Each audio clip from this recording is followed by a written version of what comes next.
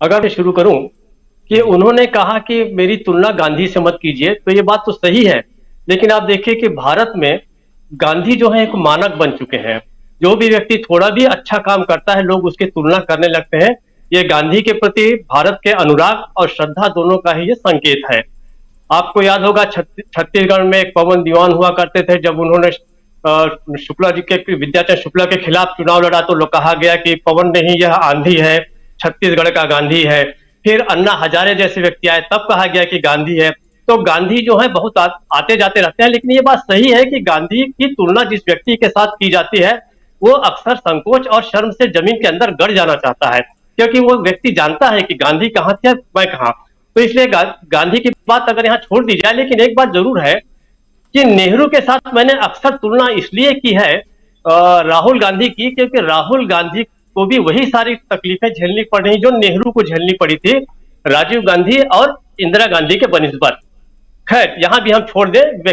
व्यक्तिवादी कोई बात करने की बजाय परिस्थिति जन्य बात देखें। तो एक बात मैं जरूर इस बात की तुलना करूंगा कि आज का भारत और स्वतंत्रता संग्राम के पहले का जो भारत है, जिस परिस्थितियों से निकलने के लिए भारत छटपटा रहा था, लगभग वही स्थितियां आज भी हैं।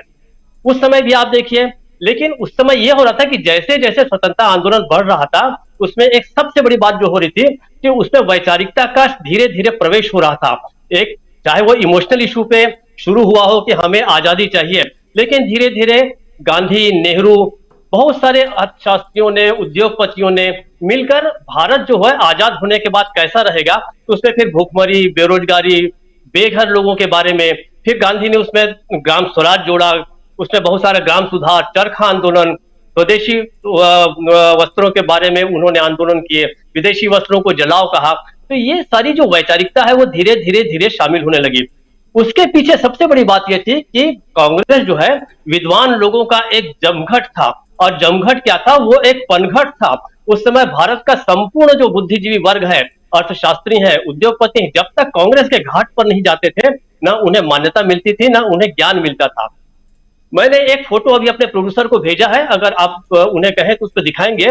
आज का जो रघुराम राजन के दिखिए जी। साथ ये जो फोटो मैंने अभी भेजी, ये अद्भुत फोटो है स्वतंत्रता आंदोलन के दौरान की। नेहरू जैसा व्यक्ति जो कई कई किताबों का लेखक है, वो देखिए एक महाविद्वान के सामने किस किस विनम्रता के साथ बैठा है, वो सुन रहा है। मुझे आज राहुल गांधी जो है वो इस तस्वीर के बड़े निकट मुझे नजर आए।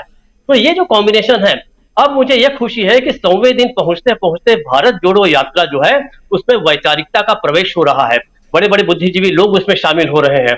ये जो है ये असली ताकत इस आंदोलन की रहेगी, बाकी जो है वो सब दृश्य बिंब है।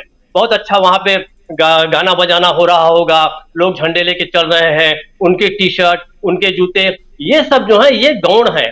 असली बात है कि भारत जोड़ो यात्रा भारत को क्या देने जा रही है, अब उसका प्रवेश जो है मुझे ऐसा लगता है कि अब यहां से शुरू हो रहा है।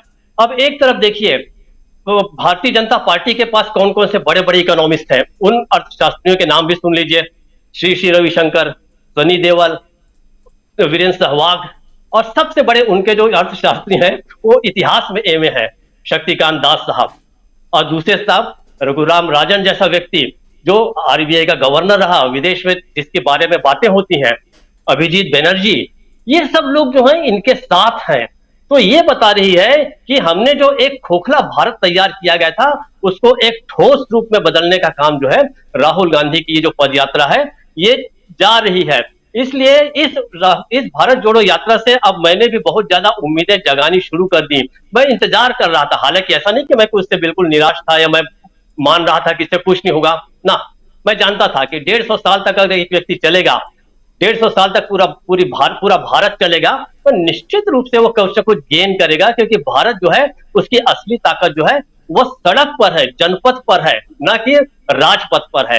भारत आज इस समय राहुल गांधी के जरिए जनपथ पर चल रहा है, और निश्चित रूप से ये मास्टर प्लान जो है, वीडियो खराब हो गया, आवाज थोड़ी कट रही थी इसलिए, वरना इन्होंने बहुत अच्छी बात कही अमलेंदु जी ने कि इस भारत जोड़ो यात्रा है वो अपने आप में मास्टर प्लान है, वो बहुत बड़ा प्लान है। वैसे ही है जैसे गांधी की चाहे नमक आंदोलन हो, चाहे किसान आंदोलन हो, जो यात्राएं थी वही उसके मास्टर प्लान हुआ करते थे गांधी जी के।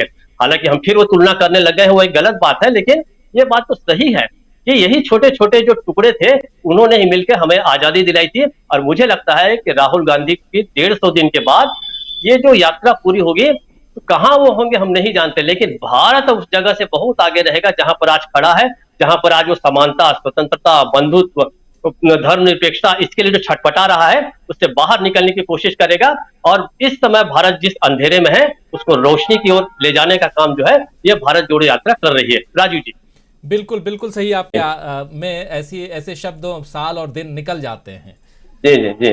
तो वो गलती अनायास थी, लेकिन अब मैं सायास जो है पिछले पिछले 100 दिनों को पिछला 100 साल मानते हुए ये कह सकता हूं कि 100 साल पहले मुझे तुझसे प्यार था, आज भी है और कल भी रहेगा।